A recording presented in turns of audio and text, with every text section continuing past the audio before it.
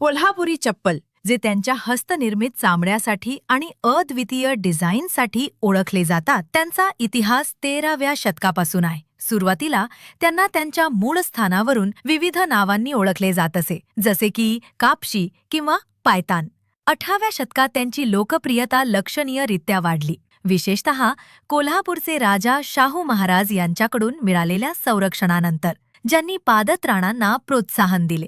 काही दिवसांपूर्वी luxury fashion brand प्राडाने पारंपरिक भारतीय कोल्हापुरी चप्पलशी मिळताजुळता सँडल डिझाईन बाजारात आणले, तेव्हा प्राडा आणि कोल्हापुरी चप्पल वाद निर्माण झाला. कोल्हापुरी चप्पलची किंमत सुमारे 500 ते 100 आहे, परंतु प्राडाने ब्रँडने त्यांची किंमत 1 लाखापेक्षा जास्त लिहिली, ज्याची किंमत जास्त होती.